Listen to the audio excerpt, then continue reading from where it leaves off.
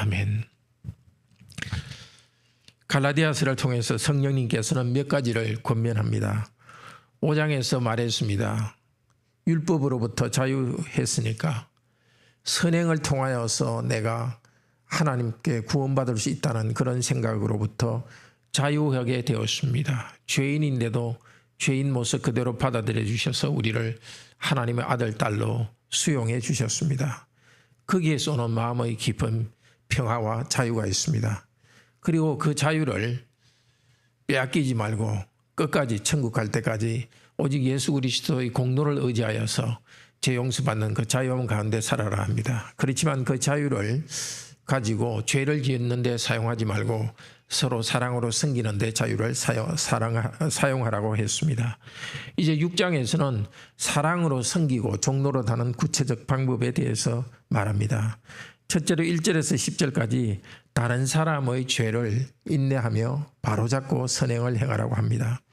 형제자매가 죄에 빠진 것을 보면 어떻게 해야 될까요? 신령한 너희는 온유한 심령으로, 즉 영적인 너희는 온유한 영으로, 성령적인 너희는 온유한 성령님 안에서, 성령님을 따라 사는 성도의 영은 성령님에 의해서 충만합니다. 그래서 성령님 안에서 첫째로 성령님의 열매인 온유함으로 그들을 잡아라고 합니다. 성령님은 육신의 죄를 이기는 힘이 있습니다. 죄에 빠진 성도나 가족에게 큰 소리를 치며 협박하면서 그들을 죄로부터 벗어나게 할 수 없습니다. 오직 성령님께서 주시는 말씀의 지혜와 능력으로, 그리고 성령님의 열매인 사랑과 온유로서 권면할 때 사람을 성령님께서 변화시킬 것입니다.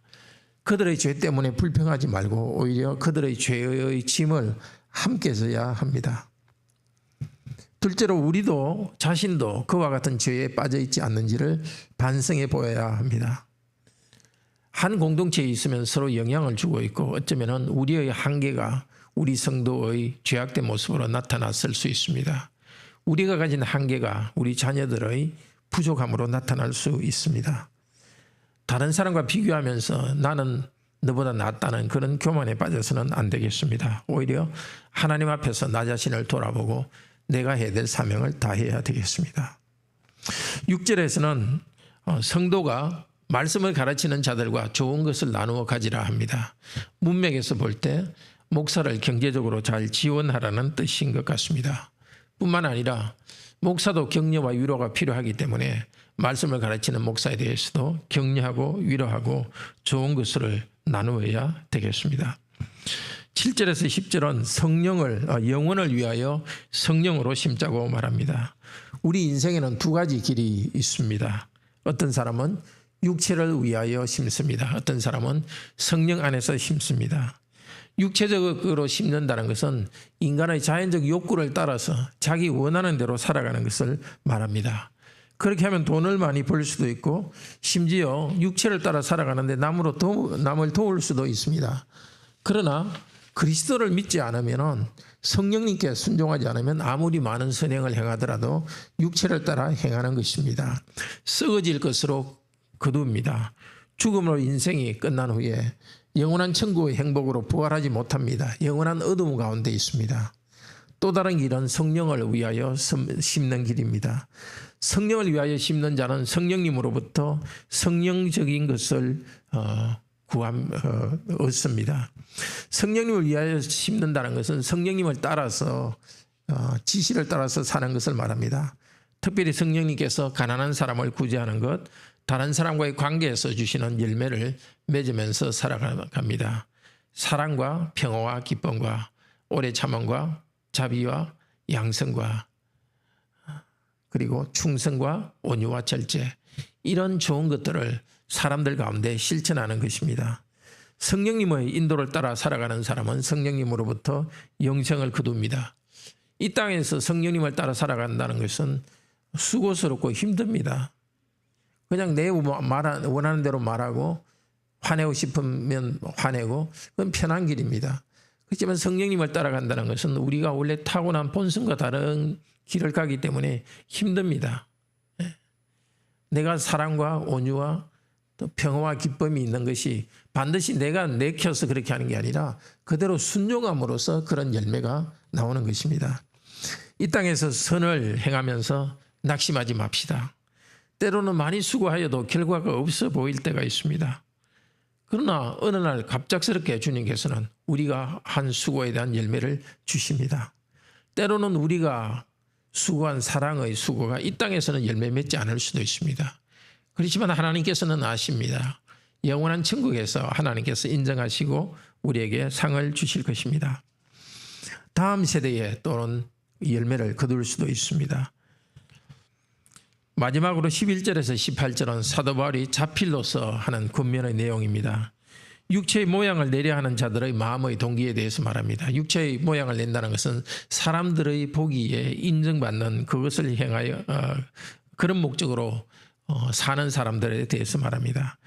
그 당시 사도 바울 때는 억지로 할례받게 하는 사람들의 그런 동기가 잘못된 동기가 있다고 말합니다. 억지로 다른 사람을 할례받게 하려고 하는 사람의 동기는 핍박을 받지 않기 위해서입니다. 당시 유대인 공동체에서는 할례는 반드시 행해야 된다는 그 생각이 있었고 유대인들 중에 그리스도인이 된 사람들 가운데서도 아직 온전히 그리스도의 십자가만 의지하는 것이 아니라 할례도 행해야 구원을 받는다는 인간의 행위를 강조하는 사람이 있습니다. 그런 환경에서 할례는 아무것도 아니고 율법을 통해서 구원받지 못한다는 것을 말하면은 유대인들이 핍박합니다. 바로 대표적인 핍박을 당한 사람이 사도 바울 아닙니까? 사도 바울을 죽이려는 결사대까지 조직해서 그들은 움직였습니다. 그렇기 때문에 할례를 그리스도인 중에 할례를 동료 그리스도인에게 받게 하려는 사람은 자기가 할례를 받아야 된다고 생각하는 그 공동체 속에서 인정받으려는 다른 사람으로부터 핍박을 받지 않기 위해서입니다. 두 번째, 율법을 강조하며 할례를 받아라고 강조하는 사람의 동기는 갈라디아 교인들로부터 스스로 높임을 받기 위해서입니다. 갈라디아 교인이 스스로 할례받는 것을 자랑스럽게 생각하도록 했습니다. 그러면 할례받은 사람은 한 단계 높게 생각하도록 합니다. 할례는 구약시대의 언약 백성의 표시로서 주신 것입니다. 그러나 그리스도께서 오시면서 그런 그 할례와 같은 제도는 다 폐지했습니다. 할례의 정신은 세례를 통해서 계속되고 있습니다. 할례는 이제는 민족적인 표시에 불과합니다. 그 받고 싶으면 받아도 됩니다. 또 받는다고 특별히 달라지는 것이 아니라 받지 않는다고 해서 죄가 되는 것이 아닙니다. 할례를 받는다고 죄도 아니고 받지 않는 것도 죄도 아닙니다. 다만 문제가 되는 것은 할례를 반드시 받아야 구원받는다 하는 그런 그 믿음으로만 구원받는데도 그런 행위를 첨가하는 것이 문제입니다. 그런데 지금도 우리가 비본질적인 것을 자랑하고 꼭 해야 될 것으로 사람들에게 강요할 수 있습니다. 누군가가 자기를 높이려는 의도로 자기의 높은 것을 자랑하며 다른 사람도 그렇게 하게 하려고 할 수 있습니다.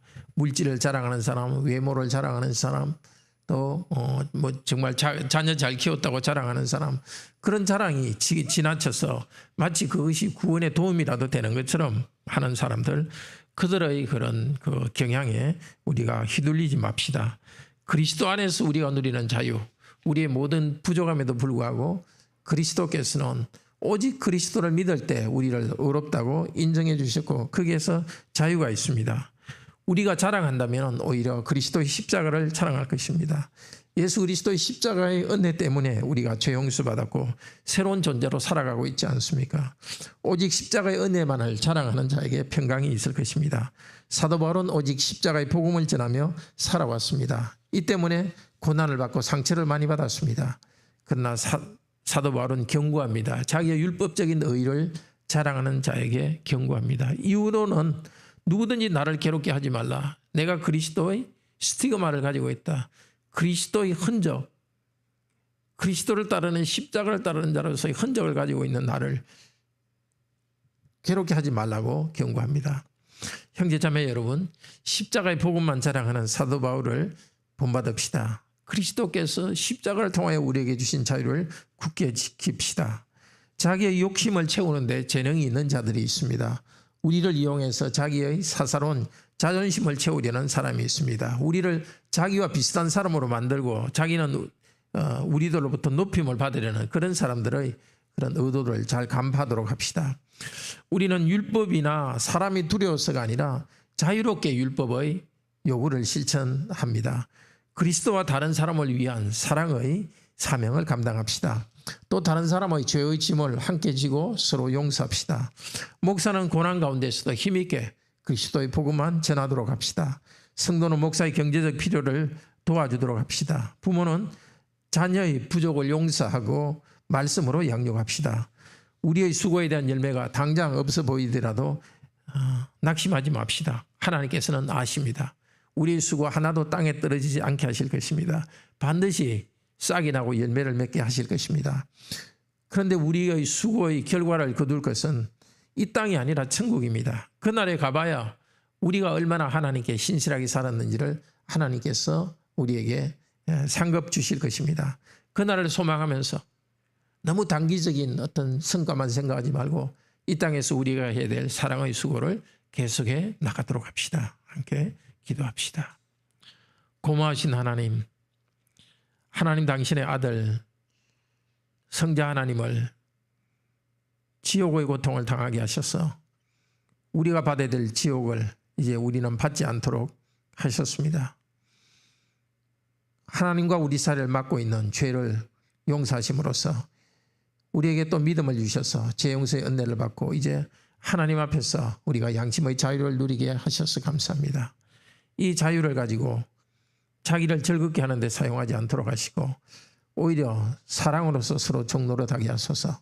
특별히 우리에게 가까운 사람, 가족이나 성도들을 그들의 죄악을 볼 때 성령님 안에서 온유하게 바로잡을 수 있도록 하시고 우리도 그런 죄가 없는지 잘 돌아보도록 도우소서.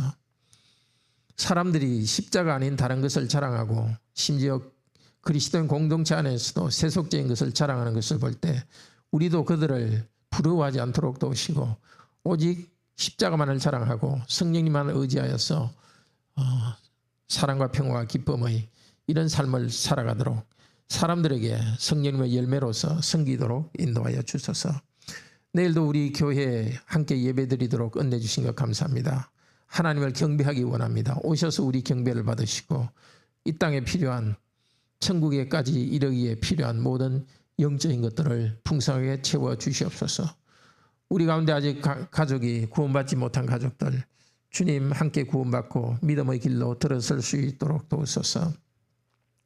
병 가운데 치료받고 있는 성도들, 가난한 경제적 문제 때문에 고통하는 성도들 주님께서 필요를 채워주시고 성도를 통하여 교회를 통하여 채워주시옵소서. 이 시간 기도할 때 성령님 저희만 버려두지 마옵시고 비록 우리 귀에는 들리지 않지만 사람의 말이 아닌 성령님의 말로서 우리 기도를 도우셔서 이 땅의 고통을 탄식할 수 있도록 하시고 우리의 부족을 탄식하며 드러낼 수 있도록 하시고 우리의 죄악을 드러내 주시고 그러나 그보다는 더 용서하시는 그 하나님의 사랑을 드러내 주소서. 이 아침 성령님 우리를 충만하게 인도해 주시고 하늘의 기쁨으로 가득 채워 주시옵소서. 그 은혜를 가지고 사람들을 섬기기 원합니다. 주 예수 그리스도 이름으로 기도드립니다. 아멘. 은혜로운 기도 시간 되기를 축복합니다.